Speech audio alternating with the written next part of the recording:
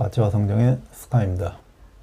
오늘의 주제는 워런 버핏과 피터 린치의 차이점과 그 공통점에 관해서 여러분들께 설명드리겠습니다. 가치주 투자, 가치 투자, 가치 성장주 투자를 한다는 점에서 두 분 다 비슷한 큰 맥락에서는 비슷한 투자를 하고 있다고 볼 수 있는데, 워런 버핏 같은 경우에는 집중 투자, 피터 린치 같은 경우에는 분산 투자를 하고 있다는 점에서 조금 다른 결을 두고 있다고 볼 수가 있겠죠. 워런 버핏이 했던 말 중에 한평생 투자가들이 한평생 동안 단 20번의 회사만 투자를 할 수 있다면 정말 신중하게 투자를 할 것이고, 그리고 20번밖에 투자할 기회가 없기 때문에 장기 투자를 할 수밖에 없겠죠. 그렇기 때문에 투자를 해서 수익을 많이 올릴 것이다, 단 20번밖에 기회가 없다면, 그런 얘기를 할 정도로 장기 투자를 좋아하고 좀 신중하게 그 기업에 대해서 분석해서 투자를 하라고 설파를 하고 있죠. 피터 린치 같은 경우에는 펀드 매니저가 직업이기 때문에 어쩔 수 없이 좀 많은 기업을 투자할 수밖에 없었을 겁니다. 그 펀드 매니저 같은 경우에는 경기가 좋을 때는 펀드로 투자되는 유입금을 안 받을 수는 없기 때문에 그 돈으로 어쩔 수 없이 투자에 나서야 될 때가 있겠죠. 그렇기 때문에 피터 린치 같은 경우에는 1300개에서 1500개 정도의 기업에 투자를 했다고 하더라고요. 그런 점에서도 좀 다르고, 그리고 워런 버핏 같은 경우에는 거의 대부분이 대형주 투자에만 투자를 하고, 강소기업들, 작은 기업들 같은 경우에는 아예 그 기업을 사버리는, 아예 보유를 해버리는, 100% 지분을 사서 뭐 주식도 없애고 그런 경우도 볼 수가 있고, 그래서 워런 버핏은 대형주 투자가 집중이고, 피터 린치 같은 경우에도 대형주 투자를 좋아하지만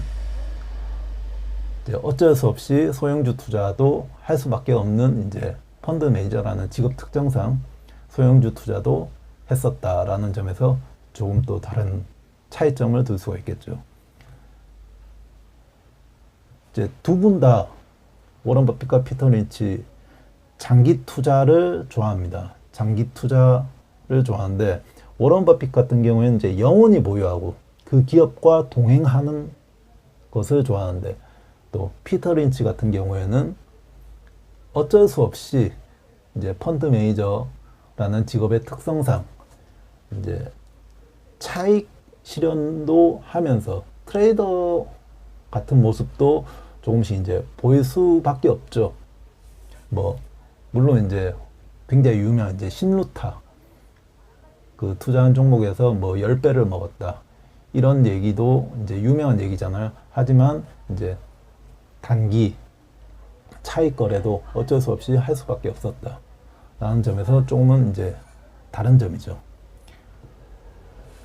그리고 공통점, 워런 버핏과 피터 린치의 공통점은 마켓 타이밍, 그 시장을 예측하고 주가를 예측하지 말고 경기에 대한 전망도 귀담아 듣지도 않고 경기에 대한 전망을 내지도 않습니다. 그런 부분에서는 공통점이라고 볼 수 있고, 그 기업만을 집중하는 거죠. 그리고 워런 버핏과 피터 린치는 이해하지 못하는 기업에는 투자를 하지 마라. 워런 버핏은 기술주에 투자하지 않는 것으로 유명하고, 그리고 피터 린치 같은 경우에도 그 기업에 방문하는 것을 굉장히 좋아했거든요. 방문하는 횟수가 어마어마했다고 하는데, 그 기업 자체를 이해를 하지 않으면 아예 투자를 하지 않는 것으로 유명하고, 그리고 단기적 변동,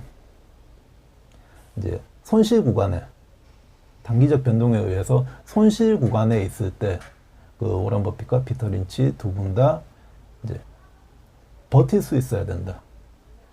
단기 손실 구간은 버틸 수 있어야지 그 주식에 투자를 해서 성공을 할 수가 있다라고 말을 하고 있죠.